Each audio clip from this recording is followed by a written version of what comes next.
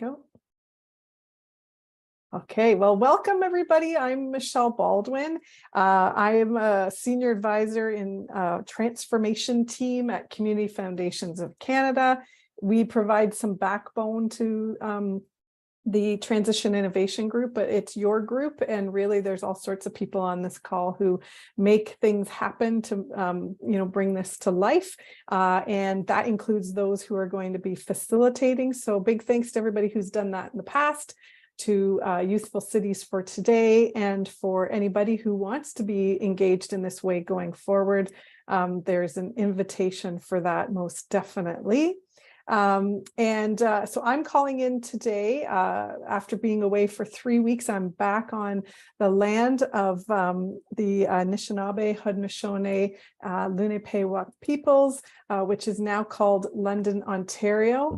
As I was coming in to think about, land acknowledgements and youthful cities, I would say that I'm in a community that has been, and I know there's a few of us from this community, where we've had different iterations of thinking about youthful cities and different ways that has shown up.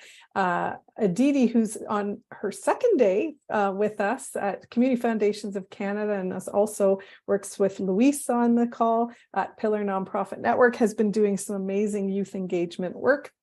And I know many of you that this topic will be near and dear.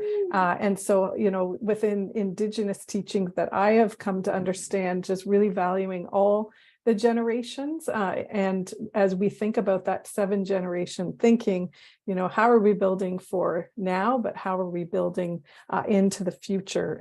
And so I'm excited because I think we have some fun planned in this presentation that will get us a little bit of gamifying, which is kind of fun. So just a couple reminders. We do have our weekly notes. So Taryn Lucas, who is here with us from Community Foundations of Canada, is helping to take notes, as is Michelle's Otter AI and Shane's Otter AI.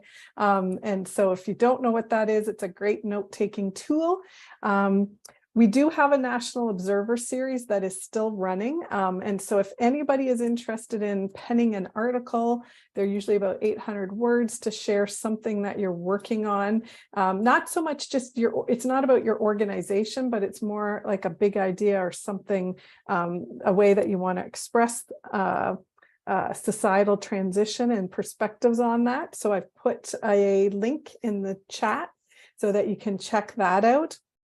And then we also have a survey that has been out and about, where we're trying to capture your insights for our kind of next iterations of the Transition Innovation Group. So I'll pop that into the chat as well so that you can fill that out and make sure that we're really, building something together that is really useful.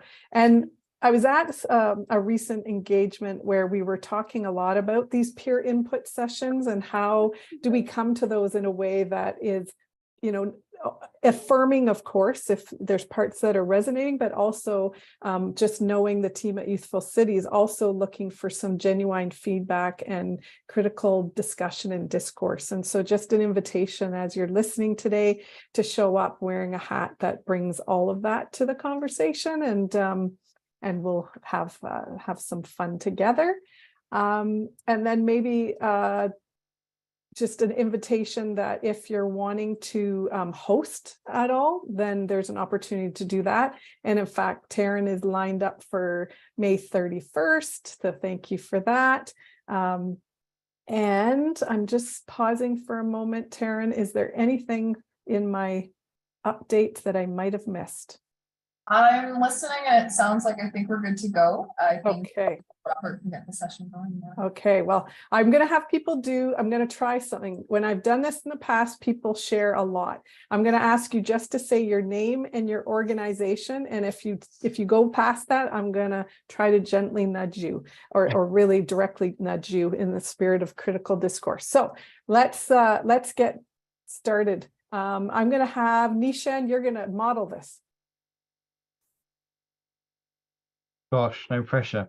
Nishan Chandran and the Royal Society of Arts, Manufacturers and Commerce for Canada. Wonderful. Taryn. Terry and Lucas, I work with CFC Community Foundations of Canada doing recovery funding and transformation work. Great. And I'll give you a heads up actually that you're coming. So Nicole and then Aditi. Hi, everybody. Nicole Daw here joining today with the Community Foundation of Newfoundland and Labrador. And Aditi and Laura.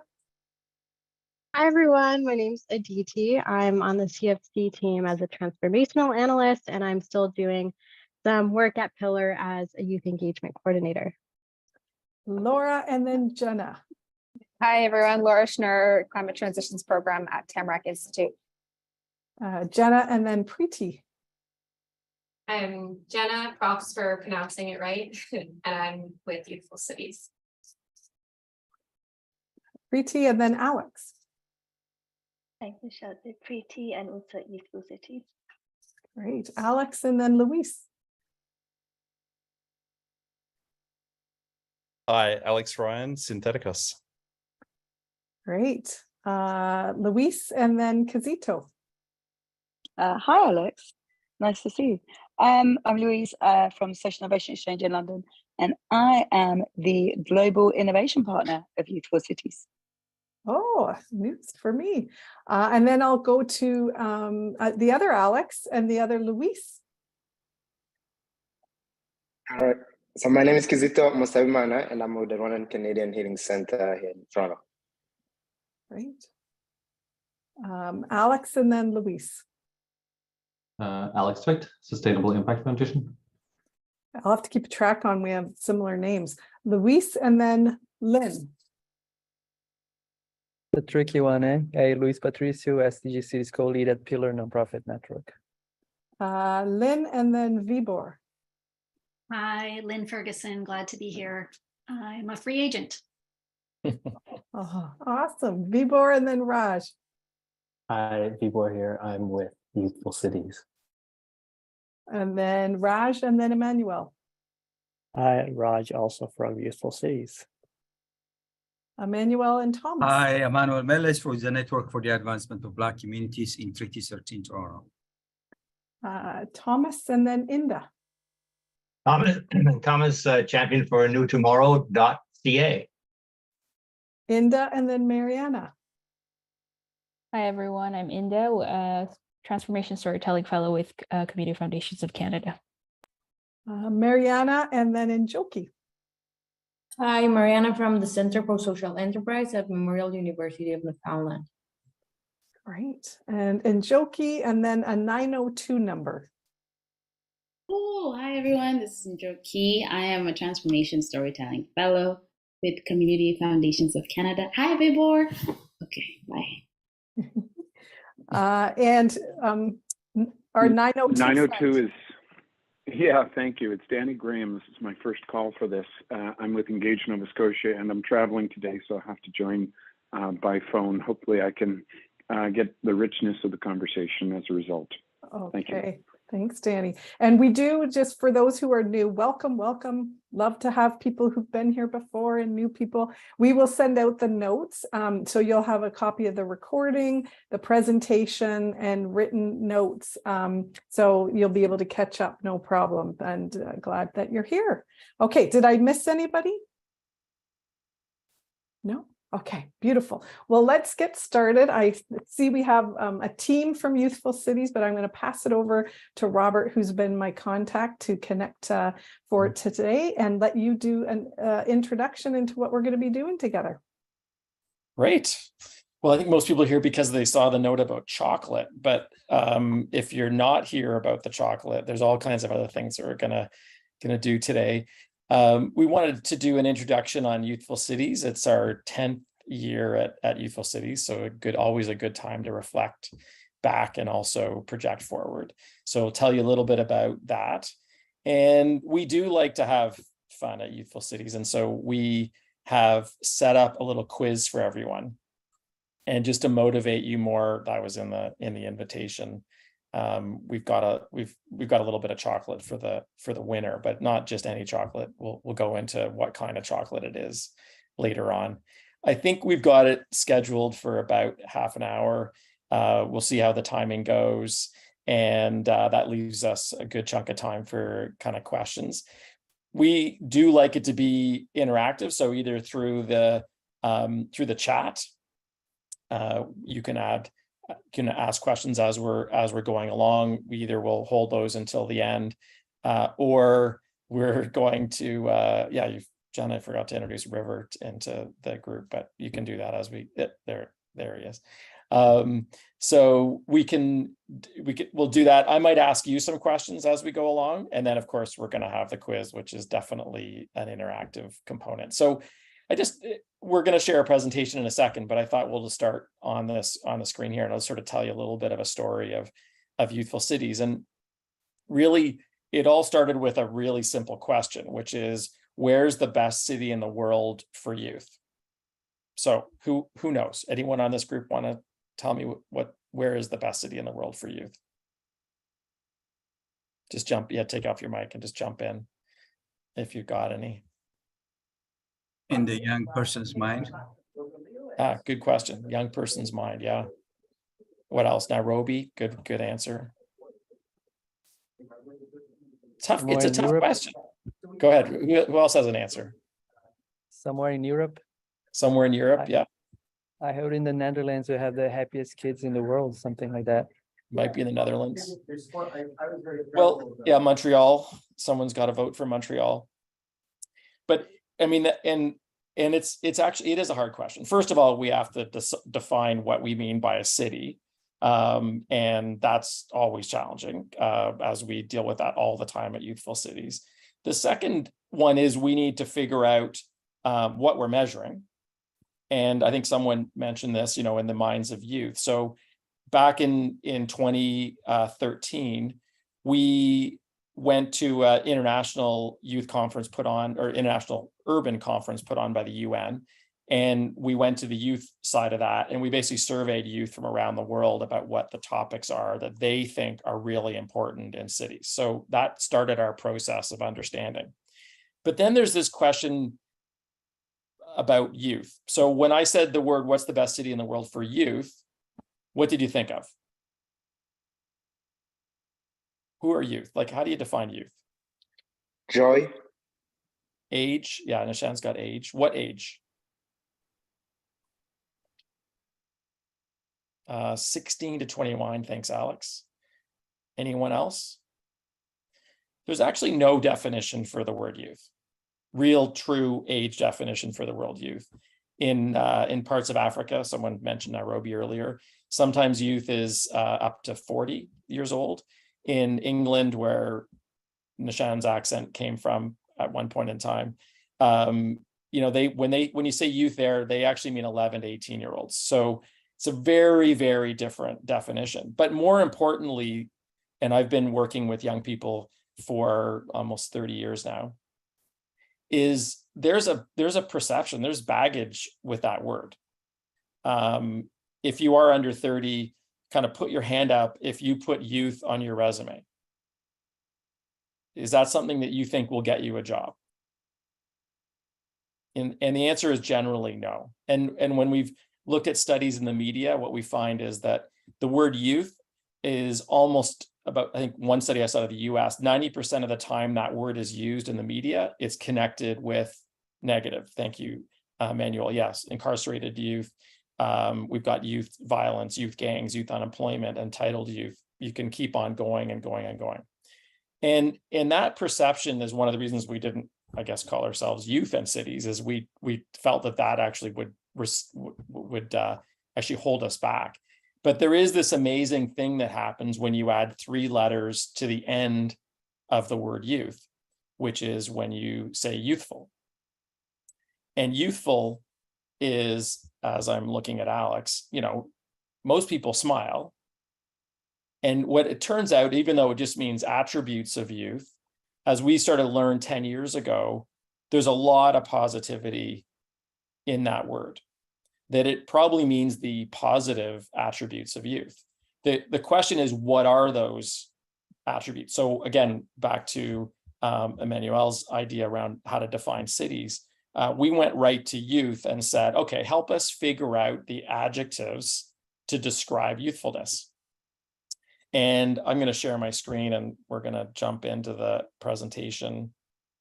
I'm just looking at, yeah, keep your post going in the chat. Sometimes I can read them fast and present at the same time, but sometimes I can't. Okay, I'm going to jump into the presentation here. And so these are the qualities or adjectives that young people use to describe youthfulness. So when you say someone's youthful, or some city is youthful, or some organization is youthful, these are the, actually, let me just push this into slide mode. Thank you. Okay, can everyone see that okay? I'm looking at Michelle because that's the only person I can see at the moment, but yeah, you can see it looks okay. good. Excellent. Yeah. So to be curious, connected, open, dynamic, and inventive. So those 6 qualities, if you think about a city that's curious, connected, open, dynamic, inventive, and playful, does that sound like a desirable place? And for most people, if you put your hand up, I would say yes. That's, if you could find a city that has all those things in it, it's desirable. When we certainly when we ask young people, they think this is definitely a desirable state. In fact, they want to find those cities. It makes it very, if you can build these qualities, it makes for a very attractive city, which is something that we're working on at Youthful Cities. So I mentioned this as a core set of values that we run everything at Youthful Cities on, is how do we create cities that fit with this particular model of youthfulness? How do we create these youthful cities? In the intro, I also talked about us surveying young people about the topics they care about. And broadly, they came up with, let me just get to the next slide. Broadly, they came up with these 20 topics. So under the themes of kind of live, work, and play, they came up with topics that allow us to, you know, everything from civic engagement to climate change to public transport, public safety, health. On the work side, we're going to talk some more about that later. Education and training, jobs, affordability, economic growth, entrepreneurship, financial access. Under the play side, everything from sports and recreation to green space to nightlife to music, film, tourism, etc. What's anyone want to take a shot, and you can put it in the post? What do you think are the top? Put in the ones that you think are the most important to young people. We've surveyed young people around the world, and we surveyed young people in Canada. If you were to pick your top 3, you could also take your mics or put your mics on and just scream them out if you want. Top 3 issues that young people. Just gonna open up the chat and have a look. Jobs, public safety, climate action. Thanks, Noki. Climate action, top. Jobs. Travel. Affordability, arts and culture. It's thank you for those answers. The interactivity is great, by the way. Diversity, equity, inclusion, good jobs, arts and culture. So top of the list these days, affordability. Definitely jobs, and actually health. They come up as those are the top 3. You know, closing out education certainly shows up in the top 10. Yeah, Emmanuel's right there. You know, when depending on where we've done talks in the world, in I would say groups that maybe don't have as much information as this group does with the transition innovation group, there's an amazing number of people who jump right to the number 1 issue for youth is shopping, entertainment, and nightlife. That actually comes almost dead last when we rank these issues for young people. Still important, but it's not the most important thing for young people. So another thing that we try to do to change perceptions. Okay, let's go to the next slide. Okay, so we do all this background work. We figure out what youthfulness is. We figure out the topics that youth care about. We actually build indicators on each of these topics. We find a way, with the help of the Financial Times in London, to create a ranking system. We actually do research on 25 cities around the world.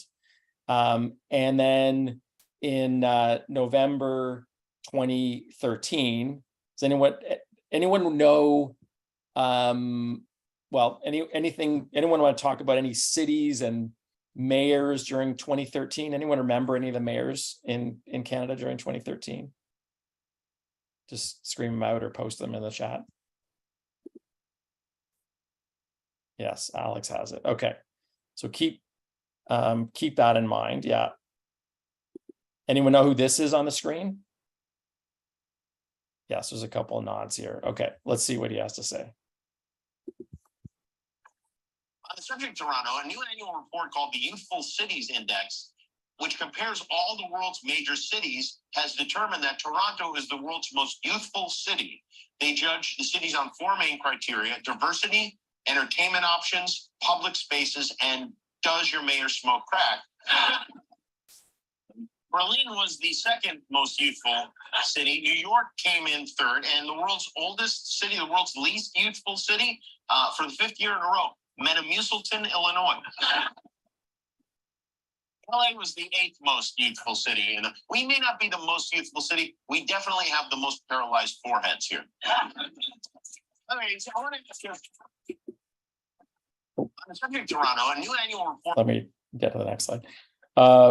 Anyway, so we did not know that was going to happen as far as getting on Jimmy Kimmel. But what it did do is it got a worldwide, not Jimmy Kimmel, but that ranking of cities based on all the research that we did collecting data in 25 cities. By the way, we were setting up out of the UK, so it wasn't a bias in the fact that we were, kind of in some ways headquartered in Canada, that Toronto happened to come number 1. But the idea that we would collect all this data, we would actually create a system to score cities, created a lot of attention around the world. In some ways, everyone loves a top 10 list. And one of the things that we found is that, of course, in this case, the most youthful city was very excited about it and wanted to talk about it and make everyone aware of it.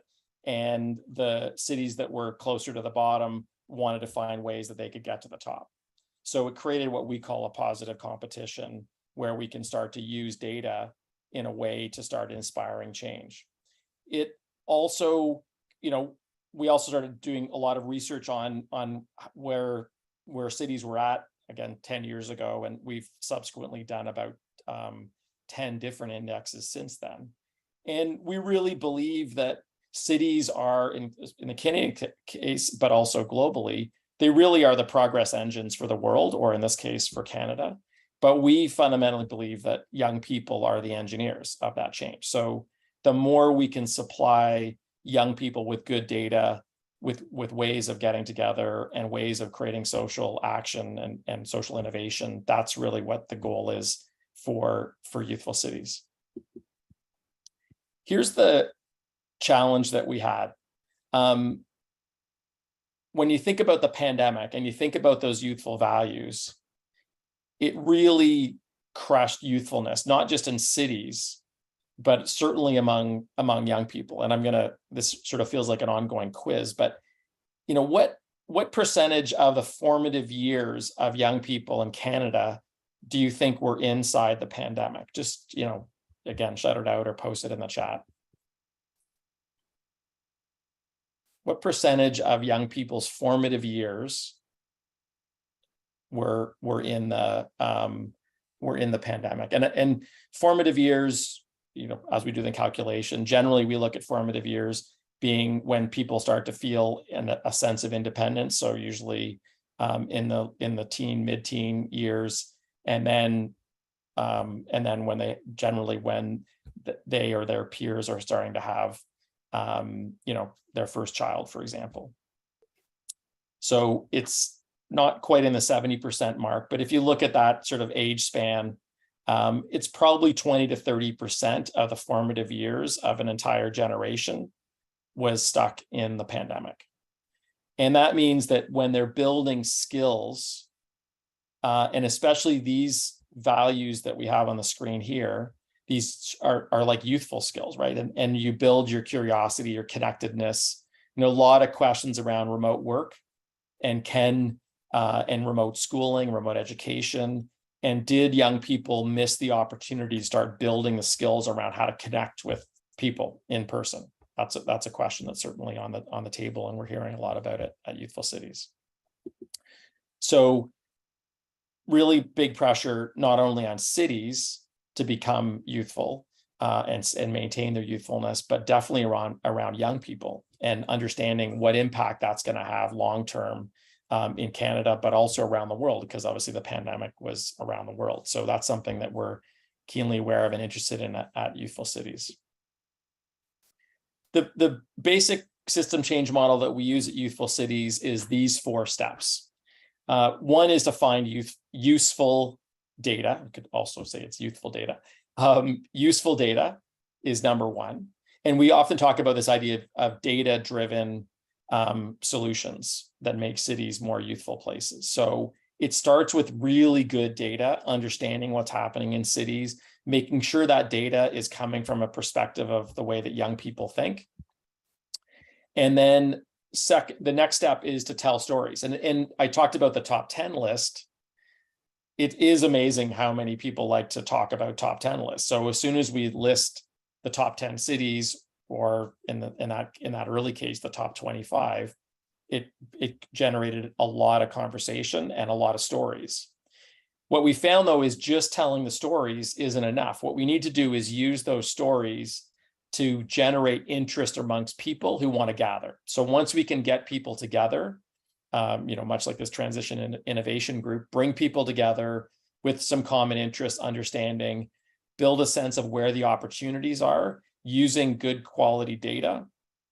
That means we can get to that sort of final stage, which is initiating action. That's ultimately the goal for us, is to initiate action. So that's those are the components of Youthful Cities, or the programmatic areas that we work on.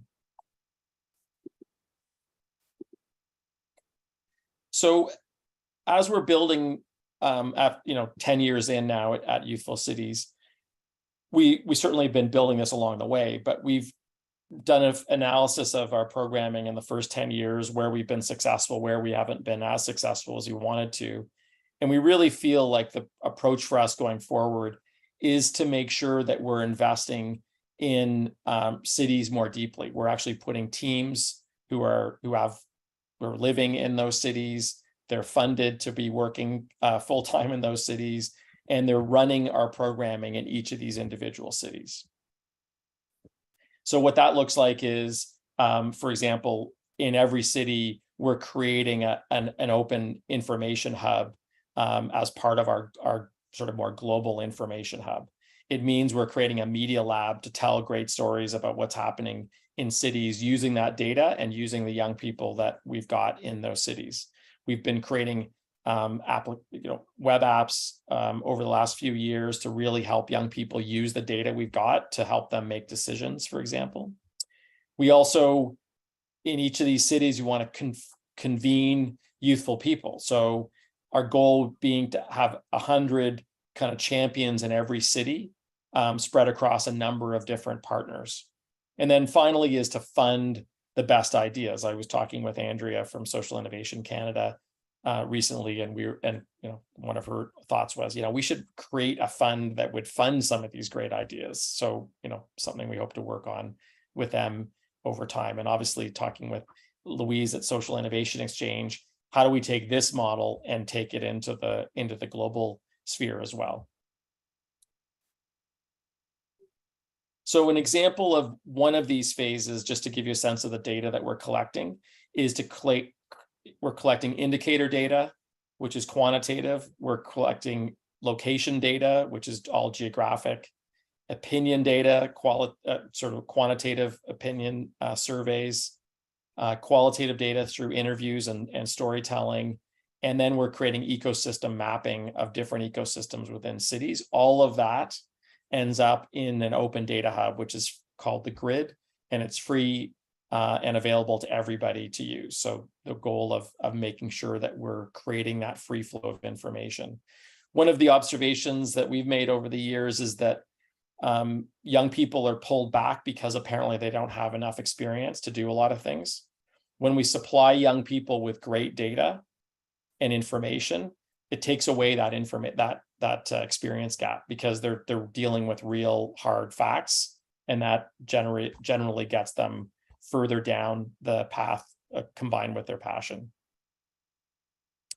Just quickly before we get to the quiz part of this, our goal in Canada is to start to build these networks of partners surrounding our work and complementing their work. So working in each of the cities to have a university partner, local youth organizations, city building organizations, media, economic development, foundations, and the municipality, so that we're able to further develop our work, but also contribute to their work.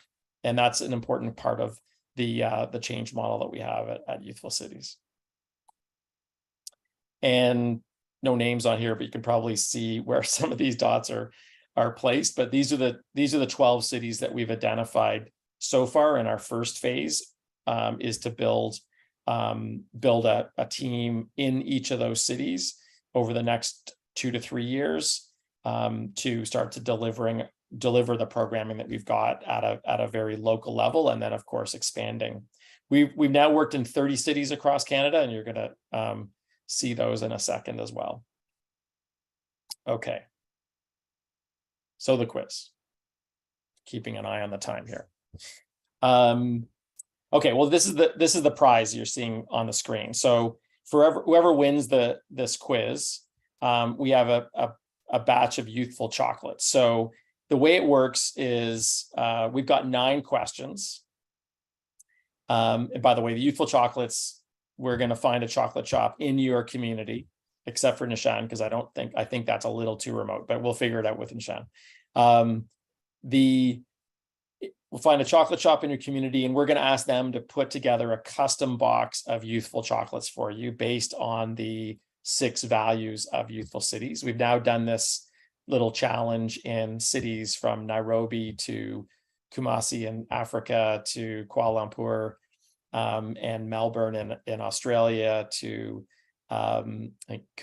Mexico City, and a bunch of cities across Canada already. So just a fun way to challenge the chocolatiers to build Youthful chocolates.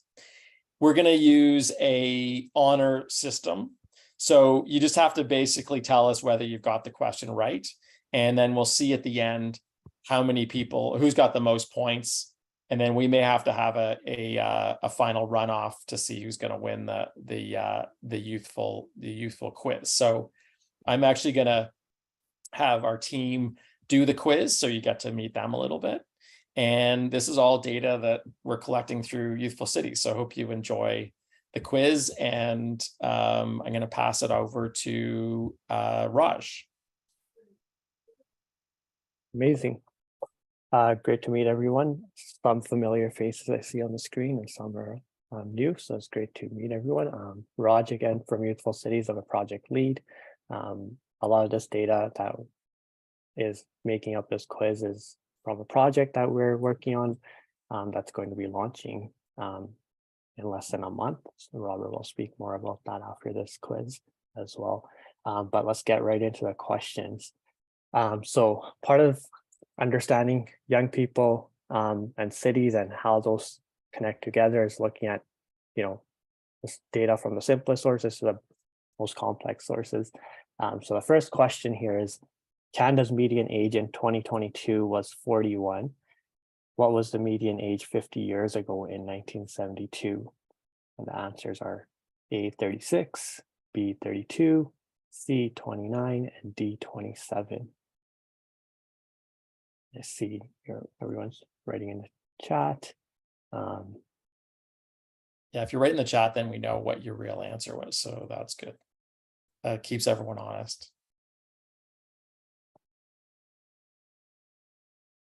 Yeah, it is cheating if you use Google, by the way, but you have to be really fast.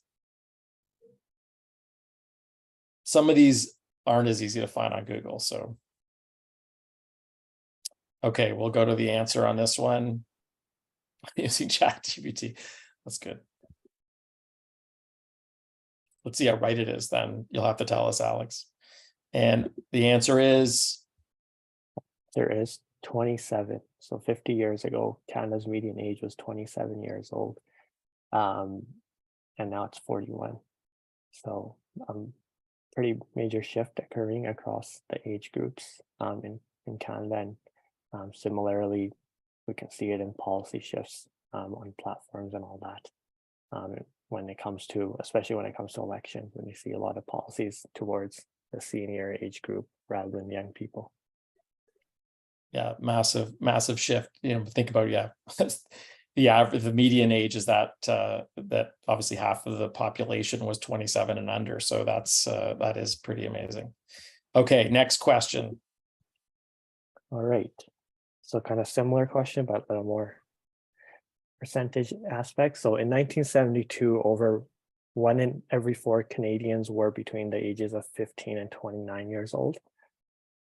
What percentage of Canada's population in 2022 did young people represent? So the answers are A, 20.4, B, 18.9, C, 26.2, and D, 22.6%.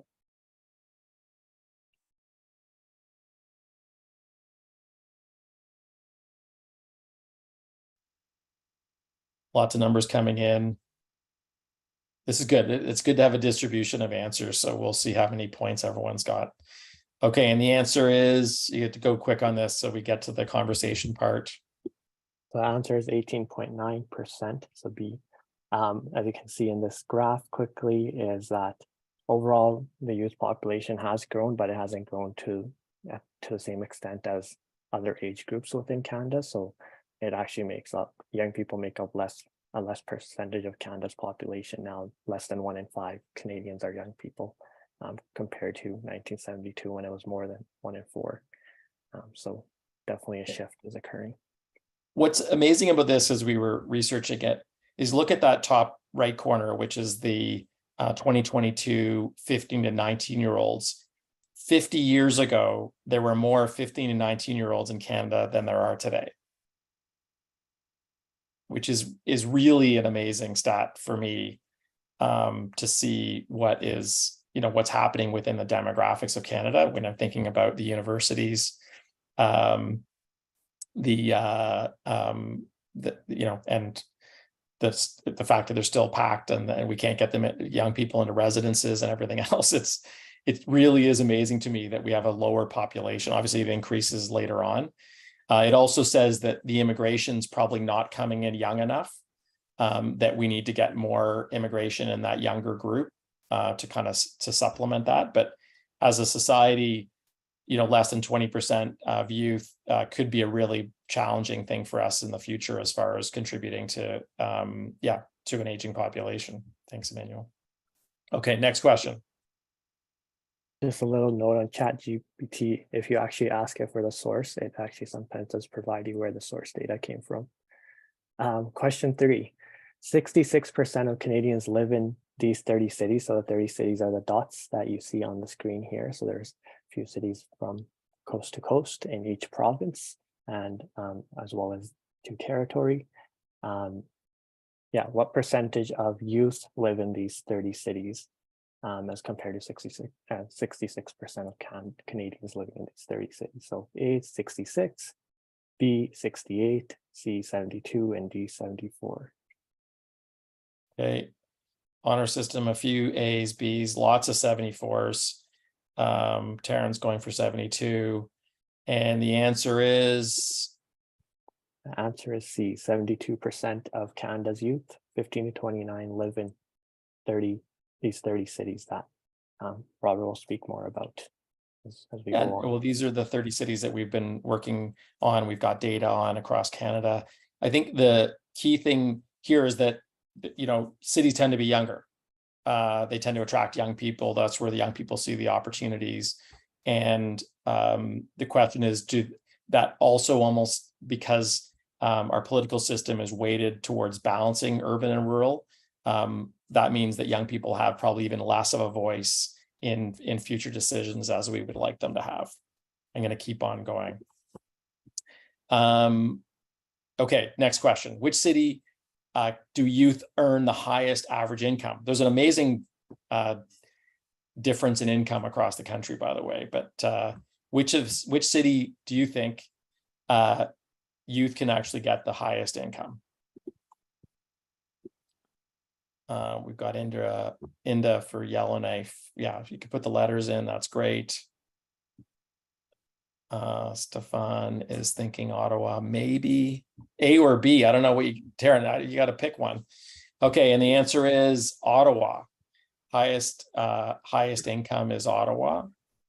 And average per month is just over $3,200. So we're going to continue on this affordability theme. Last year, we published something called the Affordability Index.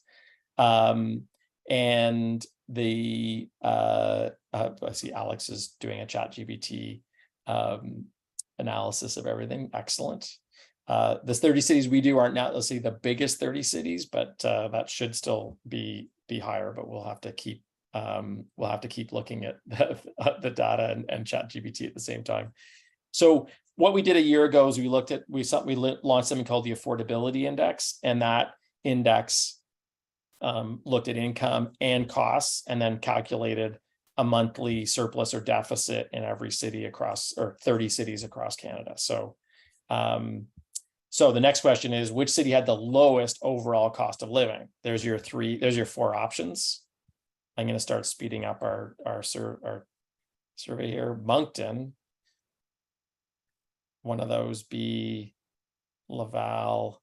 Okay, and the answer is actually Regina. So the lowest cost was Regina, just over $2,000. Okay, so that's your income, that's your cost. And if we take a look at the surplus, so monthly surplus, the next question is, how many of the 30 cities had a monthly surplus, which is income minus cost of living? There's a few in there for B, A. Here's the answer. 0, trick question. There wasn't actually one city that we looked at, big or small. We looked at cities, yeah, I know it was sneaky, sorry, Taryn. Big or small, there wasn't one. The closest was Lethbridge, only if you're a man, because the numbers for women were not anywhere close to this. But very, very difficult to find a city that was well, we didn't find any, big or small, that were positive. No, I'm not keeping the top, Al, don't worry. That's still going to the whoever's got the most points. Okay, next question. I think this is going to, is it Jenna or is it? No, it's going to Preeti. Me. Yeah. Yes. So we looked at cost of living as well, but if you remember, well, of course you remember, about 3 years ago we had the pandemic just starting, and the unemployment rate changed around the world. So just prior to the pandemic in Canada, youth unemployment was around 11%. What do you think it rose to by May? So about 3 months into the pandemic. And just a bonus question, how did that compare across the world to the UK and Germany? Okay, so everyone's dropping in their answers. So what did it raise to by May 2020 from 11%? Answer, almost 30%. Yeah, go ahead, Preeti. Yeah, you can see here as well that the youth unemployment rate was also approximately double the whole time from the general population's unemployment rate as well, which is concerning for the young people who are affected by that. Canada also had a much bigger increase than the other countries we compared to. It's a good comment, Emmanuel, as far as, this is average youth, right? And when you look at certain segments of youth, like Black youth, it was even more dramatic. What's troubling is if you look at the green line and the brown line, as Preeti saying, they were flat. This is youth unemployment in the UK and Germany. And for some reason in Canada, we had this incredible spike of unemployment, which may show that our economy is not very dynamic when it comes to these big shocks that are coming to the system. So something we need to be aware of. Okay, over to Jenna.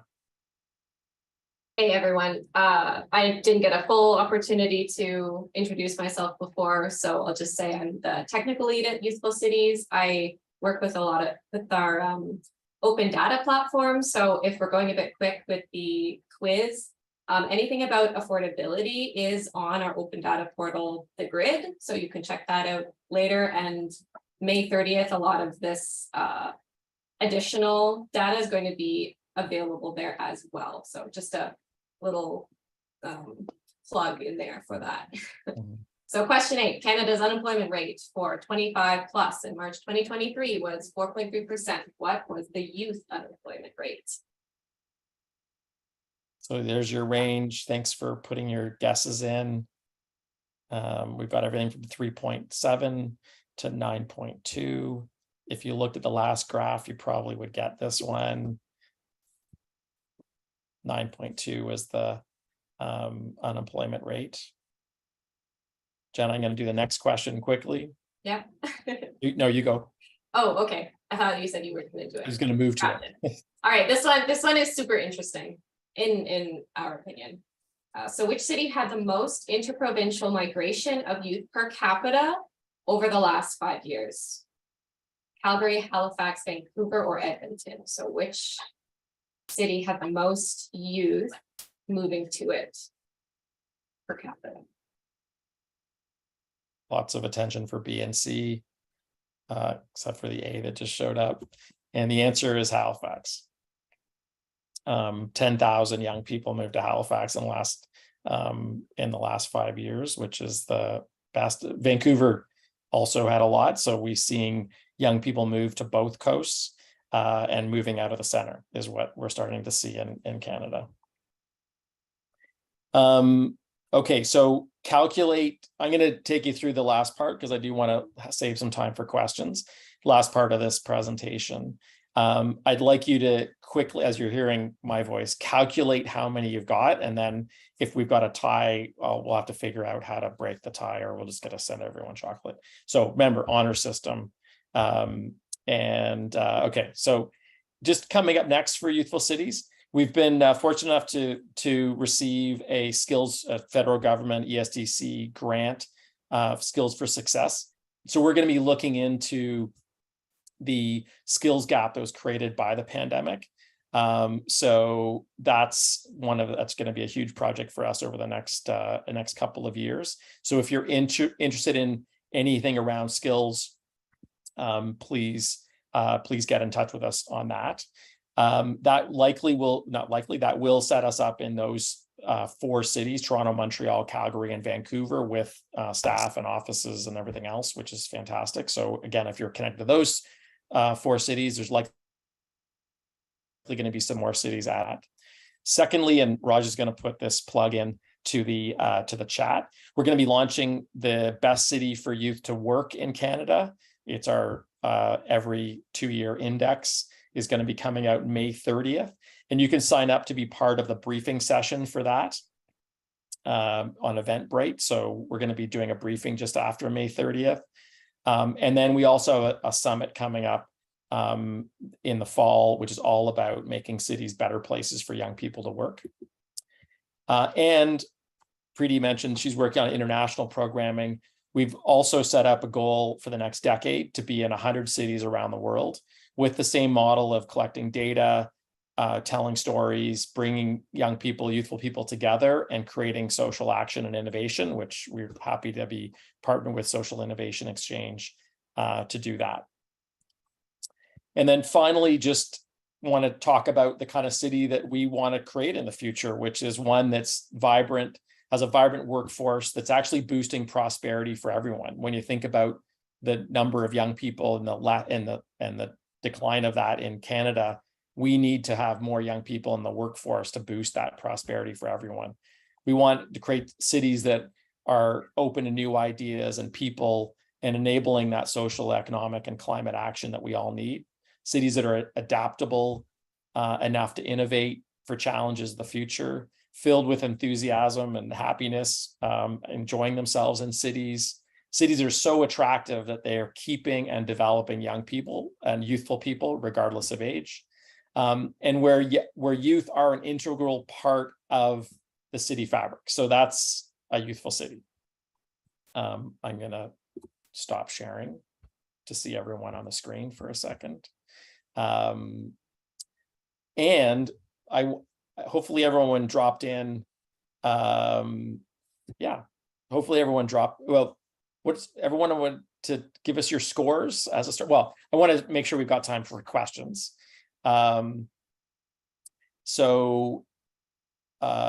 Good question, Lynn, as far as a youth-friendly city. We're actually working on an accreditation program. That's part of the next phase for us, is to build that so that every city can kind of live up to a certain standard of that youthfulness that we've talked about. I want to open up for questions while people are, oh yeah, Emmanuel, yes. Robert, this was fantastic. Thanks for you and your team. This was quite engaging and fun. I like this idea of the Youthful Cities, and we work a lot with Black communities across the country here in Canada, and trying to really understand at the end of the day, how are we going to address Black youth and other racialized youth inequity in this country? Because if you pick any socioeconomic indicators, whether it's incarceration, child welfare, unemployment, housing, and so on, youth from these communities are not faring well. So what will change at the end of the day? I think it's a big question for a limited time that we've got today. So it deserves a much longer answer. I think what I would start with is, you mentioned those indicators that Black youth aren't doing as well. I think it's up to us to continue to give more and more of those indicators, do more research so we can highlight exactly what the situation is and allow us to compare not just Black youth, but other groups of youth that aren't faring as well as we want them to.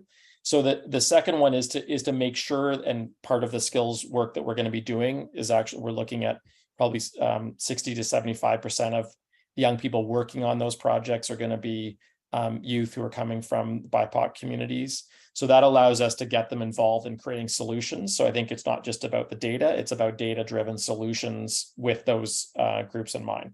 That's far too short for that important question, but that's the start of an answer. Alex? Yeah, I'll do a two-part group because the second one will probably be too long as well. The first one is, you tried internationally early on, and you scaled back. What was the reason aside from capacity? And the second one, which is probably longer, is given the fact that focus on data, providing funding, kind of ecosystem building is such a great tool to actually drive efforts like these in cities. What is the selection criteria that you're choosing, and should you focus on areas where that are further behind when it comes to digital inclusion and various other aspects of youth and youthful engagement? So quickly, the first answer is, we actually started working in Canada. We worked internationally at the same time, but mostly in Canada to refine the programming. So we just felt that needed to be refined to go deeper. And then we were heading back out international and the pandemic hit. So we sort of had to delay that. The second one, the second answer is that's exactly what the data does. If you've got a comparable data set, you can really identify where the needs are, not where I think they should be, but what the data says they should be. So it allows us to look at particular cities in a more effective way to say where we should be developing our solutions. Before we get to it, and we're obviously around for questions, I'm happy to stay longer. I wanted to get to who had the most. So out of 9 points, who got 9 points? Inda got 9 points? Or Inda has a question? I just have a question, sorry. So just pause for 1 sec, because if people want to go at the top, I wanted to see how we did on the chocolate challenge. Did anyone have 8 points? Just put your hand up. You can use the little reaction. That was a trick question, Robert. So technically, oh, that's right. Is the max. Figures Jenna would call me on that. That's awesome. I love it. Okay, so 8 was the top. Thank you. 7. Anyone get 7? 6. 5. Literally, Alex said he had gotten 5. Who got 5? Now I'm thinking I maybe have 4. I don't want to double check my answers. 4 or 5. So Alex and we had a couple people just drop your names in to the group so that I can find you after, and we'll find your chocolates. Is it Casito? Did you have 5 as well? Anyone else have 5? So Alex and Casito. You don't have a tie-breaking question? No, I think we should give them both chocolates, honestly. I love it. Awesome. They deserve it. Is everyone okay with that? I'm not sure if this honor system is working for me.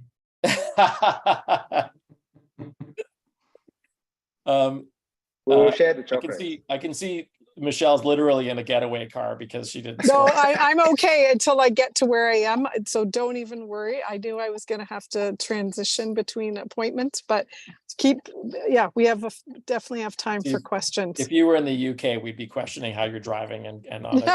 That's right. Inda, what's your question? I wanted to ask if the data I want to know if cities are concerned about this data and they're actually doing something, because I'm like a millennial and I'm starting to get pushed out of, the housing market, priced out of it, and I'm just starting. So I know Njoki, for example, is younger than me, and it's just like with climate resiliency, affordability, connectivity, none of it seems to be moving along, especially in North American cities that are medium sized, where like Halifax and others where youth are moving. So I want to know from your experience and perspective, are things changing with the data that we have? I think, great question. And thanks for asking it. I think that's ultimately what we're trying to do. Part of it is getting that awareness up, making sure that people are using the data.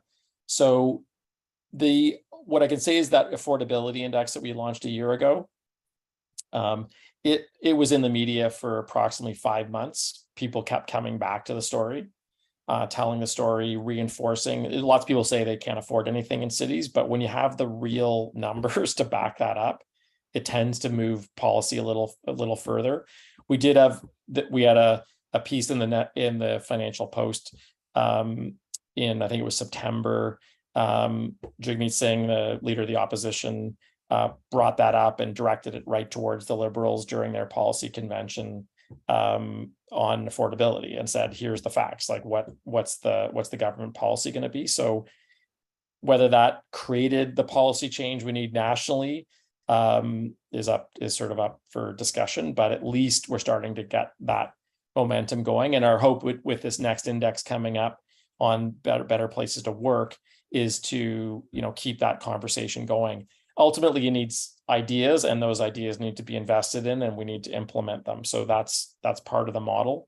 It doesn't change overnight, but that doesn't mean we can't keep pushing as hard as we can with the data we've got, and this kind of process that we've built to bring people together and to create those ideas for change. Thank you. Robert, it's Emmanuel here, and I put in the chat the link to the Resilient Cities movement. I'm not sure if some of your work is also connecting to that in terms of concept. We certainly know of them, but we haven't connected directly, so that's great. Thank you so much for that. And I'm just jumping in to say, if people have to hop off on the hour, no worries. I just want to say a huge thankful to Youthful Cities, huge thank you to your team for this and making it fun and engaging, but also, just answering some of the questions that we're not diving deep into. And I'm curious about partnerships. Like, is there any ask to this, a call to action to this group that you'd want to leave us with? Yeah, I think I flipped up that partner slide. So we're looking for partners in university partners in core cities. We're looking for municipal partners, and also, organizational and or funding partners in each of those cities as well. The good thing is we have some funding coming in through this skills program that's going to help us set up teams in these cities, but we also want to further the development of that. And then with Louise on here, Nishan on here has been really helpful. Hopefully Nishan's still here. Maybe he's gone. Can't remember. Anyway, Nishan's been a huge help to us in building out some of our international networks as well. So if you've got any connections like the Resilient Cities Network, we'd absolutely be open to connecting with them. Awesome. And I just so you're grabbing in the chat, Alex, Ryan has put a suggestion. And I know Network for Advancement of Black Communities, you're doing some amazing youth engagement work as well. So yeah, some real possibilities. Okay, back to, is there any other questions that people want to ask for those who are staying around?